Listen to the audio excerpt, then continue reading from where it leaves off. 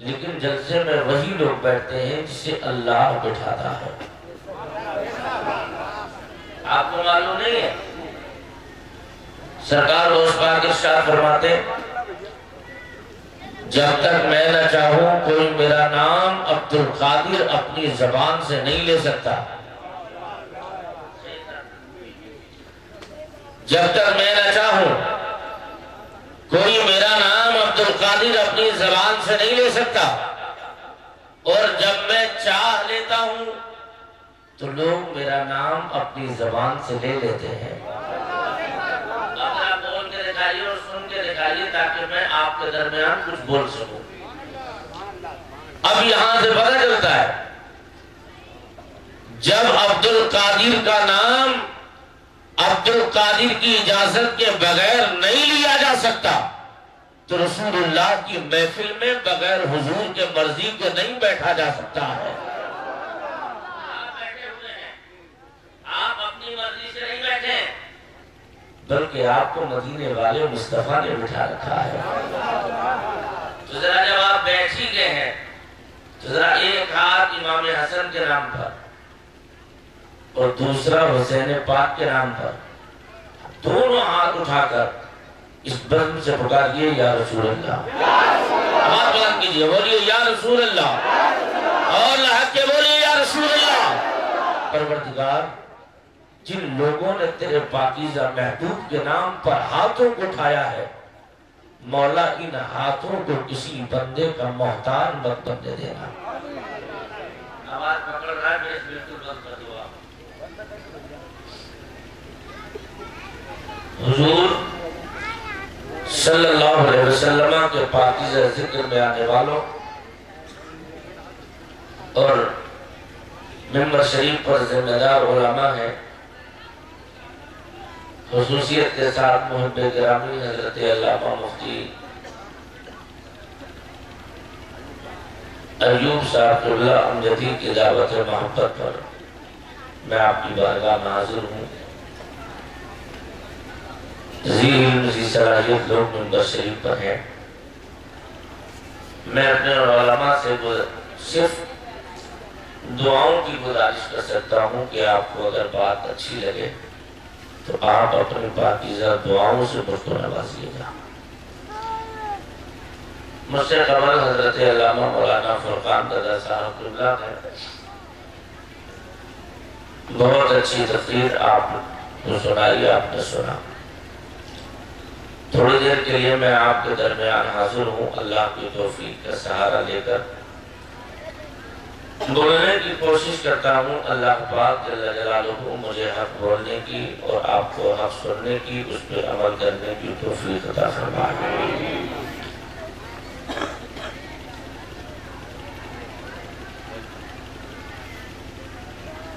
سیرت رسول کے حوالے سے مجھے آپ سے کچھ دیر گفتگو کرنی ہے،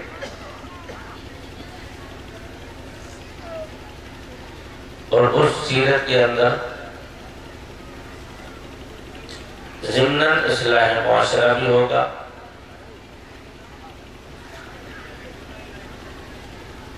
حدیث قدسی میں اللہ رب العزت جل مجدہ الکریم نے ارشاد فرمایا، جس کا مفہوم ہے اے محبوب اگر تجھے دنیا میں بھیجنا مقصد نہیں ہوتا تو نہ میں زمین کو بناتا، نہ آسمان کو بناتا، نہ چاند کو بناتا، نہ سورج کو بناتا، یہاں تک کہ میں پوری کائنات کو عدم سے وجود نہیں عطا فرماتا۔ محبوب، میں نے جو پوری کائنات کو تخلیق کیا ہے وہ صرف اور صرف مصطفیٰ تیرے لیے کیا ہے۔ زمین کا فرش بچھایا نبی کے لیے، آسمان کا شامیانہ لگایا نبی کے لیے، آسمان میں ستاروں کے قمقمے لگائے مصطفیٰ کے لیے، سورج اور چاند کو پیدا کیا مصطفیٰ کے لیے،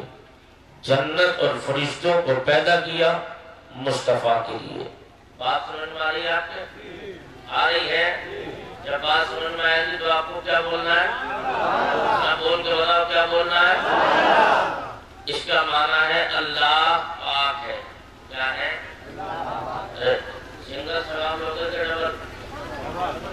ڈبل ایسے تھوڑی ملے گا. آپ بولیے بھی اور سنیے بھی تاکہ اللہ بولنے کا اور سننے کا ڈبل ثواب عطا فرمائے. سبحان اللہ کا مطلب ہوتا ہے اللہ. ارے بولو بھائی, تقریر بھی ہم ہی کریں گے, سبحان اللہ بھی ہم ہی کہیں گے. اللہ پاک ہے. اللہ, ارے اپنی زبان سے بولو بھائی. اللہ, سارے لوگ بولے اللہ. آپ اگر اللہ کو پاک نہ بھی بولیں تو بھی اللہ, اور اگر آپ بول دیں کہ اللہ پاک ہے جب بھی اللہ. اگر آپ یہ کہیں کہ اللہ پاک نہیں ہے, زبان سے اس کی پاکی آپ بیان نہ کریں, لیکن جب بھی میرا رب پاک ہے, لیکن اگر کوئی بندہ اس رب کی پاکیزگی کا بیان کرتا ہے, اس رب کی پاکی بیان کرتا ہے, تو اس پاک نام کی برکتیں یہ ہیں. اللہ تو پاک ہے ہی, مگر پاک نام کی برکتوں سے اللہ ہماری زبان پاک کر دیتا ہے. تو اگر آپ چاہتے ہیں اس رب کی پاکی بیان کریں, بات اچھی لگے تو سبحان اللہ ضرور بولیے گا. اللہ نے زمین کو بنایا, اللہ نے آسمان کو بنایا, پوری کائنات کو خدا نے تخلیق کیا, صرف اور صرف مصطفیٰ جان رحمت صلی اللہ تعالیٰ علیہ وسلم کے لیے. سوال پیدا ہوا, اللہ جب تو نے اپنے محبوب کے لیے پوری دنیا کو بنایا ہے, محبوب کے لیے پوری کائنات کو بنایا ہے, اس محبوب کے لیے زمین کو بنایا, محبوب کے لیے آسمان کو بنایا, محبوب کے لیے چاند کو بنایا, محبوب کے لیے سورج کو بنایا, جب پوری کائنات محبوب کے لیے مولا پیدا کی گئی, تو اب یہ بھی بتایا جائے پروردگار تیرا نبی ابھی دنیا میں تشریف بھی نہیں لایا, مگر اس کی تشریف آوری سے پہلے محبوب کے سر سے باپ کا سایہ کیوں اٹھ گیا. تیرا نبی دنیا میں تشریف لے آیا, 6 سال کی ننھی عمر میں تھا, مقام ابوا میں مصطفیٰ کے سر سے ماں کا سایہ اٹھ گیا. تیرا حبیب 8 سال کی عمر میں پہنچا, تو نے اپنے محبوب کے سر سے دادا عبد المطلب کا سایہ اٹھایا. پروردگار تیری رحمتوں تو یہ بولتی ہے, میں نے زمین محبوب کے لیے بنائی ہے, میں نے آسمان محبوب کے لیے بنایا ہے, میں نے چاند محبوب کے لیے بنایا ہے, میں نے سورج محبوب کے لیے بنایا ہے, یہ پوری کائنات میں نے محبوب کے لیے بنائی ہے. لیکن مولا جب تیرا چہیتا پیغمبر ہے, تیرا افضل پیغمبر ہے, جس کے لیے تو نے پوری کائنات پیدا کی, تو محبوب کے پیدا ہونے سے پہلے محبوب کے سر سے باپ کا سایہ کیوں اٹھا لیا گیا؟ کم از کم تیرا محبوب اپنے باپ کے سائے میں پروان چلتا, تیرا نبی اپنے باپ کے سائے میں جوان ہوتا. لیکن مولا تیرا نبی پیدا بھی نہ ہوا, باپ کا سایہ اٹھ گیا. تیرا نبی 6 سال کی ننھی عمر میں پہنچا, ماں آمینہ کا سایہ اٹھا. 8 سال کی عمر حبیب کی ہوئی, دادا عبد المطلب کا سایہ اٹھا. اے پروردگار اس میں راز کیا ہے؟ علماء توجہ کریں, اس میں راز کیا ہے, مصلحت کیا ہے؟ تو مشیت کا جواب ہوگا, اگر میں اپنے محبوب کے باپ کا سایہ, محبوب کے باپ کا سایہ محبوب کے سر سے نہ اٹھاتا تو ممکن تھا محبوب کا دوسرا بھائی پیدا ہو جاتا, اور جب دوسرا بھائی پیدا ہوتا تو بڑے ہو کر میرے نبی سے بڑا بھائی کہنے لگتا, تو میری رحمتوں نے اس دروازے کو بند کر دیا تاکہ محبوب سے کوئی بڑا بھائی کہنے والا پیدا نہ ہو. عرض کیا مولا یہاں تک ٹھیک ہے, لیکن تو نے ماں آمینہ کا سایہ کیوں اٹھایا, دادا عبد المطلب کا کیوں اٹھایا؟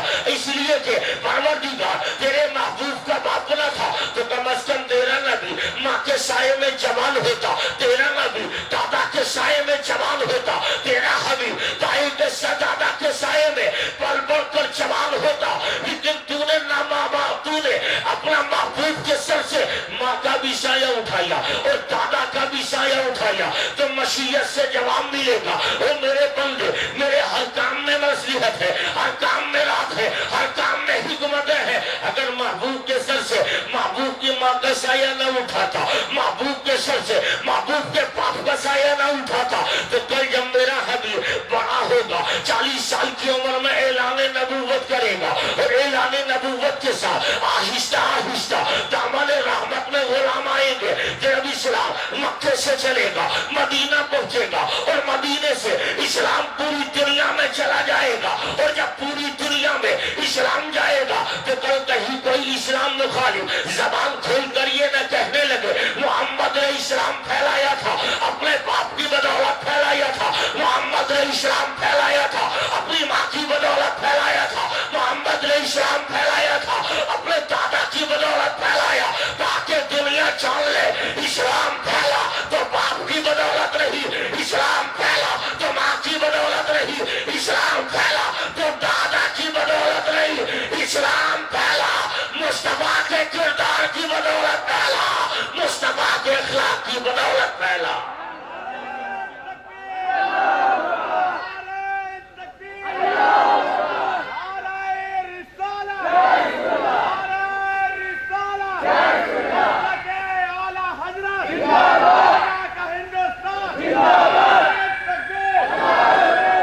اسلام پھیل رہا ہے تو مصطفیٰ جان رحمت کے کردار کی بدولت پھیل رہا ہے، اسلام پھیلا ہے، مصطفیٰ دنیا میں تشریف لے کر آئے ہیں، اور اس کے بعد اسلام آگے بڑھ رہا ہے۔ 40 سال کی عمر میرے مصطفیٰ کی ہوئی، اعلان نبوت مکے میں آمینہ کے لال نے کر دیا، اور آہستہ آہستہ دامن رحمت میں لوگ آ رہے ہیں، لیکن جب دادا کا سایہ اٹھ گیا تھا نا تو عبد المطلب کے جانے کے بعد مصطفیٰ جان رحمت کو جناب ابو طالب نے کفالت میں لیا، اٹھتے بیٹھتے مصطفیٰ کو ساتھ رکھا جا رہا ہے، چلتے پھرتے مصطفیٰ کو ساتھ رکھا جا رہا ہے، کھاتے پیتے نبی کو ساتھ رکھا جا رہا ہے، سفر میں جاتے ہیں نبی کو ساتھ لے کر چل رہے ہیں، کسی کام کے لیے جا رہے ہیں حضور ساتھ میں ہے، ہر اعتبار سے نبی کا خیال رکھا گیا، پہلے مصطفیٰ کو کھلایا جاتا ہے، تب کہیں ابو طالب کھانا کھا رہے ہیں، پہلے مصطفیٰ کا بستر لگایا جا رہا ہے، تب کہیں ابو طالب بستر پہ جا رہے ہیں، پہلے مصطفیٰ جان رحمت کا خیال کیا جا رہا ہے، تب ابو طالب اپنی زندگی کے ایام گزار رہے ہیں، لیکن واہ پیارے مصطفیٰ، آپ جب تک 22-23 سال کی جوانی میں میرا نبی چلا گیا، آہستہ آہستہ اسی مکے کے ماحول میں نبی پلتے بڑھتے رہے۔ ایک دن ابو طالب مکے کے کسی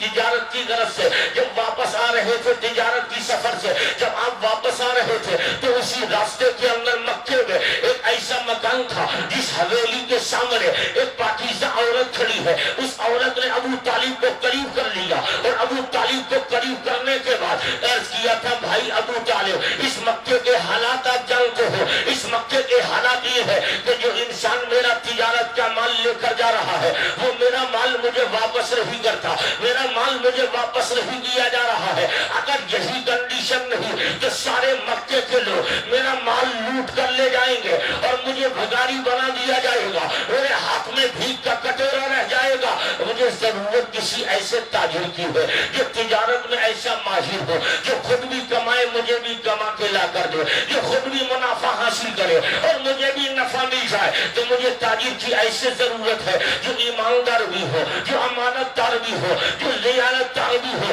اتنا سننا تھا، ابو طالب کہنے لگتے ہیں او ملکہ یار اب پریشان نہ ہو، میں تجھے ایک ایسا تاجر دوں گا، ایسا تجھے تاجر دیا جائے گا جس کی تجارت کا پوری دنیا میں کوئی جواب نہیں، ایسا امانت دار دیا جائے گا جس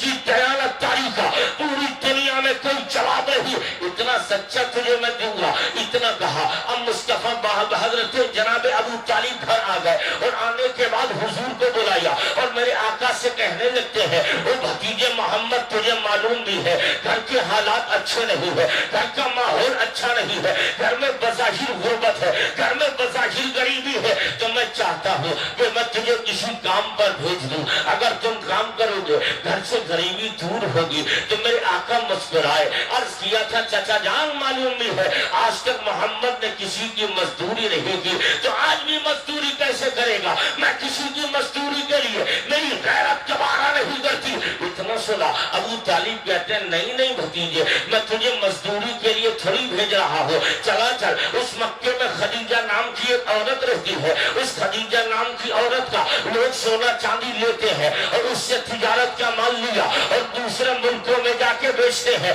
اس سے جو منافع ملتا ہے اور اس منافع سے ان لوگوں کو فائدہ پہنچتا ہے، لیکن میں چاہتا ہوں تو بھی اس عورت کا تجارت کے لیے مال لے جا، اس سے جو منافع ملے گا اس سے آدھا تو لے لینا اور آدھا اس کو واپس کر دینا، اگر 2-4 سفر ہو گئے نا تو بیٹے گھر سے غریبی دور ہو جائے گی۔ بہت اصرار دیا گیا. پیغمبر خدیجہ کے دروازے پہ چلے گئے اور جیسے ہی خدیجہ کے دولت کا دیکھا میرے اور تیرا نبی گیا ہے, آمینہ کا لال گیا ہے, عبداللہ کا در یتیم گیا ہے, تو کیا دیکھا ابھی مصطفیٰ چاند رحمت نے نہ تو اعلان نبوت کی علماء توجہ کیجئے گا, نہ اعلان نبوت ہوا ہے, نہ ابھی قرآن نازل ہوا ہے, نہ مصطفیٰ نے نبی ہونے کا اعلان کیا ہے, لیکن اس سے پہلے نہ تو ابھی آیت حجاب نازل ہوئی, لیکن وہ خدیجہ جس کو ام المومنین کہنے کا شرف حاصل ہے, یعنی وہ خدیجہ جو ہم مسلمانوں کی پہلی ماں ہے, وہ خدیجہ جس کا مصطفیٰ نے پوری زندگی پیار کیا تھا, اس خدیجہ کے دروازے پر جب میرا اور تیرا نبی گیا اس وقت اس خدیجہ نے ایک پردے کی اوٹ لگا لی, اور پردے کے اس طرف خدیجہ بیٹھ گئی اور دوسری طرف میرے آقا بیٹھ گئے. اب میرا نبی 23 یا 24 سال کی کڑیل جوانی میں ہے اور سامنے خدیجہ ہے, اور اس بار میرا نبی بیٹھا ہوا ہے, لیکن خدیجہ بات کر رہی ہے, لیکن دل میں تمنا خدیجہ کے یہ ہے کاش محمد نظریں اٹھا کر دیکھ لے, کاش محمد آنکھیں اٹھا کے دیکھے, میری طرف دیکھ تو لے, ایک نظر دیکھ لے, اس لیے کہ میں وہ خدیجہ ہوں جس کے چہرے کی جھلک دیکھنے کے لیے مکے کے نہ جانے کتنے سورما مارے گئے, میرے چہرے کے حسین جھلک دیکھنے کے لیے نہ جانے کتنے جوانوں کی جوانی چلی گئی, لیکن یہ مصطفیٰ ہے, نظریں نیچی ہے, اور نظریں نیچی کر کے آقا بات کر رہے ہیں, لیکن خدیجہ کی تمنا ہے کاش نظریں اٹھا کے دیکھے, کاش نظریں اٹھا کے دیکھے, کاش آنکھیں اٹھا کے دیکھ لے. تو میں کہنا چاہتا ہوں لوگوں وہ پیغمبر کیسے نظریں اٹھا سکتا ہے جس نبی نے اپنا کلمہ پڑھنے والوں کو یہ پیغام دیا تھا جب تم کسی راستے سے گزرو تو اپنی نظریں نیچی کر کے چلا کرو, نظریں جھکا لو. غلاموں نے عرض کیا آقا اگر نظریں جھکے گی تو ملے گا کیا؟ تو نبی کے رحمت نے کہا اگر نظریں جھکاؤ گے تو اللہ تیری عزت بھی سلامت رکھے گا اور دوسرے کی عزت بھی سلامت رکھے گا. عزتیں بچے گی. اب مصطفیٰ تشریف لے گئے, تجارت کا مال لے لیا اور مال تجارت لے کر میرا اور تیرا نبی چلا گیا, لیکن جیسے ہی گھر سے باہر نکلے تھے خدیجہ نے اپنے نوکر میسرہ کو بلایا اور بلانے کے بعد کہا تھا او میسرہ تو بھی ساتھ میں چلا جا, محمد کو اکیلے مت جانے دے, ان کے ساتھ تو بھی چلا جا اور ان کی خدمتیں تجھے کرنی ہے. اب میسرہ جانے لگا تو خدیجہ کہتی ہے اے جوان تو سن لے, میں تجھے محمد کے ساتھ اس لیے بھیج رہی ہوں, تجھے محمد کے کھانے کی ادائیں دیکھنی ہے, تجھے محمد کے پینے کی ادائیں دیکھنی ہے, محمد کے سونے کا طریقہ دیکھنا ہے, محمد کے چلنے کا طریقہ دیکھنا ہے, محمد کے بولنے کا طریقہ دیکھنا ہے, محمد کی زندگی دیکھنا ہے, اور اس کے بعد جب واپس آئے نا تو تو مجھے یہ بتانا ان کے اندر اچھائیاں کتنی ہے اور ان کے اندر برائیاں کتنی ہے, یہ تمام باتیں دل کی ڈائری میں نوٹ کرتے چلے آنا. حضرات اب میسرہ ساتھ میں چل دیا, اور جب میرا نبی ساتھ میں چلا ابھی جو دور ہی چلے تھے, سامنے ایک گرجا گھر ہے, اسی گرجا گھر کے سامنے ایک پیڑ ہے, اس پیڑ کے نیچے میرا اور تیرا نبی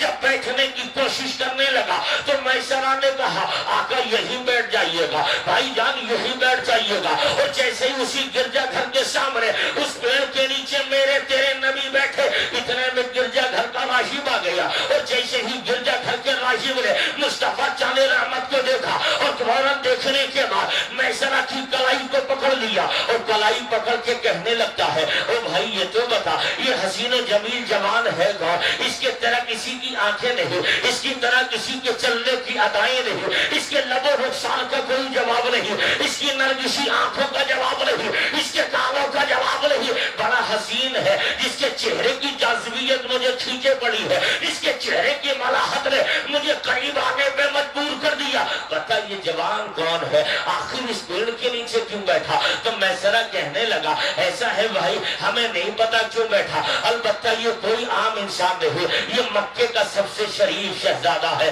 یعنی حضرت عبد المطلب کا پوتا ہے, عبداللہ کا بیٹا ہے. اتنا سنا, کہاں نام کیا ہے, کہاں ان کا نام محمد ہے. اس نے کہا ایسا ہے میسرہ میں نے آسمانی کتابوں میں پڑھا ہے اس پیڑ کے نیچے وحی آ کر آرام کرے گا جو اللہ کا آخری نبی بن کے آیا ہوگا, جو اللہ کا نبی ہوگا وہی اس پیڑ کے نیچے بیٹھ آ کر آرام کرے گا. لیکن میں سمجھ رہا ہوں کیسا ہے میسرہ؟ مجھے کچھ نشانیاں بھی کتابوں میں پڑھی ہے، اگر وہ نشانی ان کے اندر پائی جاتی ہے تو میں بھی مان لوں گا یہ اللہ کا آخری حبیب ہے، اللہ کا آخری محبوب ہے، اللہ کا آخری نبی ہے۔ مصطفیٰ جان رحمت کو قریب کیا، اور قریب کرنا تھا میرے اور تیرے نبی کو، لے کر کے وہ گرجا گھر کے قریب چلا۔ مصطفیٰ گرجا گھر کے سامنے پہنچے ہیں، کیا دیکھا؟ اس کے اندر جتنے بت ہیں سارے بت مصطفیٰ کے قدموں کی آہٹ سے سارے اودے منہ گر گئے، اور جب اودے منہ گرتے دیکھا میں سرار کا ہاتھ پکڑ کے کہا چلو ان کو واپس لے چلو۔ اب میں نے ایک نشانی اور پڑھی ہے، کہا وہ کیا ہے؟ کہا وہ نشانی ایسے نہیں، ان کے بدن سے کپڑے اتروانا پڑیں گے، ان کے دو شانوں کے درمیان کچھ ہوگا۔ جو میں نے نشانی پڑھی ہے مصطفیٰ جان رحمت کو تیار کیا گیا۔ اب آقا کائنات کے بدن شریف سے آپ کے اوپر کے حصے سے ابھی مصطفیٰ کے کچھ کپڑے کو ہٹانا ہی تھا، جیسے ہی دونوں شانوں کے درمیان کبوتری کی انڈے کی طرح مہر نبوت کو چگمگاتے دیکھا تو وہ غائب کہنے لگا میسرہ تو مان یا مت مان، میں نے جو آسمانی کتابوں میں پڑھا وہ یہی ہے، جو اس پیڑ کے نیچے آ کر بیٹھے گا وہ کوئی عام انسان نہیں، وہ اللہ کا آخری نبی ہوگا، وہ اللہ کا آخری نبی۔ اور جو نشانی پڑی ہے اس سے میں پہچان گیا یہ کوئی عام انسان نہیں، اللہ کا نبی ہے، یہ کوئی عام انسان نہیں، اللہ کا محبوب ہے۔ اتنا سنا، مصطفیٰ تجارت کا سامان لے کے چلے گئے، اور جیسے ہی میرے نبی تجارت کا مال لے کر شام کی منڈی میں پہنچے ہیں تو مصطفیٰ نے تجارت کا مال کھولا، اور مال تجارت کھولنے کے بعد اتنے میں سارے لوگ آ گئے اور آتے رہے، تاجر قریب آ گئے، اور جب تاجروں نے دیکھا تو ان تاجروں نے مال دیکھا تو مال جیسے ہی کھولنا تھا اتنے میں خدیجہ کا نوکر میسرہ کہنے لگا او بھائی جان تمہیں معلوم ہی ہے اس مکے کے یہاں ملک شام کی منڈی کا دستور کیا ہے؟ اس منڈی کا معاملہ تو یہ ہے جو جتنا زیادہ مال کی تعریف کرتا ہے اس کا مال اتنی جلدی بک جاتا ہے، اور ایسا کرو بھائی جان یہاں تو جھوٹ کی بنیاد پر سودا ہوتا ہے، یہاں پر جو جھوٹ بولتا ہے اس کا مال جلدی بکتا ہے۔ تو آقا نے ارشاد فرمایا میسرہ وہ تاجر ہوں گے جن کا تجارت کا سودا، جس کا تجارت کا مال جھوٹ کی بنیاد پر ہوتا ہوگا، لیکن محمد جھوٹ بولنے نہیں آیا، محمد تو جھوٹوں کو سچ بلوانے کے لیے پیدا ہوا ہے، محمد تو جھوٹوں کو سچا بنانے کے لیے آیا ہے۔ جب اتنا سنا مال کھو گیا اور اس تجارت کی منڈی میں میرے اور تیرے نبی نے مال کھول دیا تو کیا ہوا؟ جو تاجر دیکھتا ہے قریب آ رہا ہے، اور اس کے قریب آنے کا عالم یہ ہے مال پہ نظر کم چہرے وضحا پہ نظر زیادہ ہے۔ جس نے مصطفیٰ کو دیکھا وہ نبی کا ہوتا چلا گیا، چہرے پہ نظریں جمی ہے، مال لیا چلتا بنا، پھر دوسرا تاجر آیا مال لیا آگے بڑھا، لیکن مال تو لے رہا ہے مال کو نہیں دیکھتا ہے، نبی کے چہرے کو دیکھتا رہ جاتا ہے۔ اور جب مال سارا بک گیا، ابھی تھوڑی دیر پہلے مال کھولا تھا اور تھوڑی دیر میں سارا مال بک گیا، مصطفیٰ نے سامان سمیٹا، اب واپس میسرہ کے ساتھ آ گئے، اور جیسے ہی خدیجہ کے گھر پہنچے ہیں نا تمام مال پیش کر دیا، جتنا نفع ہوا وہ تمام نفع دے دیا، جمع جتنی تھی وہ جمع کا ساری رقم اسے دے دی۔ اب میسرہ کو خدیجہ نے قریب بلایا، اور قریب بلانے کے بعد کہا او میسرہ یہ تو بتا آج سے پہلے بھی تو تاجر گئے تھے تجارت کا سامان لے کر میرا، لیکن اتنی جلدی تو کسی کی سودا نہ بکی، جتنی تو محمد کے ساتھ یہ کام ہو گیا، اتنی جلدی محمد بیچ کے آ گئے، یہ بتاؤ ہوا کیا تھا؟ تو میسرہ کہنے لگا ملکہ عرب خدیجہ کچھ نہ پوچھ بڑا عجیب معاملہ ہے، آج سے پہلے جن تاجروں کے ساتھ گیا تھا نا ان تاجروں کا یہ دستور ہوا کرتا تھا، لوگ آتے تھے تو پہلے مال کو ہاتھ میں لیا جاتا اور مال اچھال اچھال کر دیکھا جاتا، لیکن آج میں نے ایسا معاملہ دیکھا ہے جس نے بھی مال لیا اس نے مال کو نہیں دیکھا محمد کے چہرے کو دیکھا ہے، وہ چہرہ دیکھتا تھا اور مال لے کر واپس چلا جاتا تھا، اور اتنی جلدی مال بک گیا اتنی جلدی کبھی نہ بکا۔ تو خدیجہ کہتی ہے میسرہ جتنا نفع ان کی تجارت میں ہوا ہے اتنا کسی کی تجارت میں نہیں ہوا ہے۔ جب سارا تجارت کا نفع رکھ دیا گیا تو آخر میں جب میسرہ چلنے لگا تو میسرہ سے فوراً خدیجہ نے کہا تھا وہ میرے دوست وہ میرے خادم میسرہ سر میں نے تجھے رکھا کس لیے تھا، تجھے تجارت میں محمد کے ساتھ بھیجا کیوں تھا؟ تو میسرہ کہنے لگا ملکہ عرب تو نے اس لیے بھیجا تھا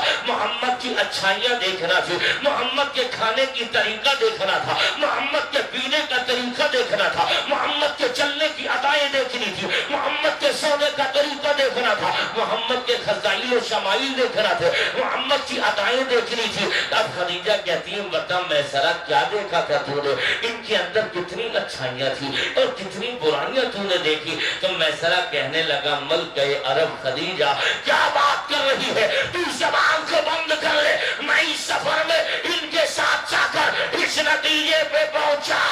جس بنانے والے نے بنایا ہے وہ بنانے والا پروردگار بھی بے عیب ہے، اور جس کو بنا کر بھیجا ہے وہ محمد بھی بے عیب بن کر آیا ہے۔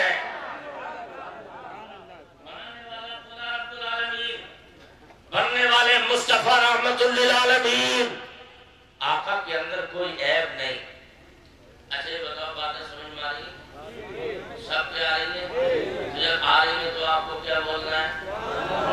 پورا مجمع اٹھا کے بولو، ہاتھ اٹھا کے بولو اور آواز بلند کر کے بولو سبحان اللہ۔ سرکار واپس آئے اور جیسے میرے اور تمہارے نبی واپس آئے تو یہ وہی خدیجہ ہے، اسلام کی پہلی ماں ہے سیدہ خدیجہ۔ 2 شوہروں سے پہلے بیوہ ہو چکی ہے، لیکن 2 شوہروں سے بیوہ ہونے کے بعد انہوں نے ارادہ ختم کر دیا تھا کہ اب کسی جوان سے شادی نہیں کرنا ہے، لیکن جب مصطفیٰ کا کردار دیکھا خدیجہ کے دل میں مصطفیٰ کی جانب سے محبت پیدا ہو گئی۔ بولو یار تب تقریر ہوگی، خاموشی سے تقریر ہمیں کرنی نہیں ملتی ذرا محبت سے بولیے۔ جب مصطفیٰ جان رحمت صلی اللہ علیہ وسلم کی عظمتیں دیکھی خدیجہ متاثر ہوئی، اپنی نوکرانی نفیسہ سے کہا او نفیسہ جا اور جا کر دیکھ اور جا کر محمد سے کہنا میری ملکہ عرب خدیجہ آپ سے نکاح کرنا چاہتی، کیا مرضی ہے آپ کی؟ اللہ اکبر، پہنچ گئی نفیسہ، تو میرا تیرا نبی اپنے گھر میں ہے، عرض کرتی ہیں محمد میری ملکہ آپ سے شادی کرنا چاہتی ہے، کیا مرضی ہے آپ کی؟ تو میرے آقا فرماتے ہیں نفیسہ مرضی کی بات کرتی ہے، پہلے میں اپنے گھر کے بزرگوں سے مشورہ کر لوں۔ مشورہ کر لوں آقا، آپ کو مشورے کی کیا ضرورت؟ آپ اگر دن کو رات کہہ دیں، آپ کا خدا دن کو رات میں تبدیل کر دے، سارا زمانہ آپ کے مشورے کا محتاج، اور آپ گھر والوں سے مشورے کی بات کریں گے تو نبی رحمت کے گنبد سے جواب آئے گا یہ مشورہ اپنے لیے نہیں، یہ امت کے جوانوں کے لیے مشورہ کیا جا رہا ہے۔ آقا کیسا مشورہ؟ تو میرے نبی کی رحمت جواب دے گی سن لے، اس لیے میں مشورہ کر رہا ہوں۔ ایک ایسا بھی زمانہ آئے گا کہ میری امت کے بچے جوان ہوں گے، اور جوان ہونے کے بعد ان کی رشتے شادیوں کے آنے لگے، تو کہیں ایسا نہ ہو میری امت کا کوئی جوان اپنے ماں باپ کی مرضی کے بغیر رشتہ طے نہ کر لے، اور جب رشتہ طے کرنے لگے تو سامنے مجھ محمد کی زندگی ہو، سامنے مجھ محمد کا کریکٹر ہو، سامنے مجھ محمد کی جیونی اس جوان کے سامنے ہو، اگر اس کو رکھ کر کے اگر میری امت کا جوان رشتہ کرے گا، آقا فرماتے ہیں جن رشتوں میں ماں باپ کے مشورے شامل ہوتے ہیں اس میں اللہ برکتیں پیدا فرماتا ہے۔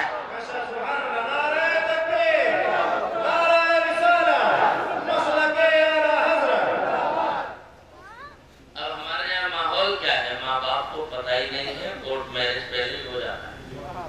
ہاں ہنسنے کا مقام نہیں، رونے کا مقام ہے، پتہ ہی نہیں ہے۔ لیکن واہ مصطفیٰ آپ آ رہے ہیں، آپ کی بارگاہ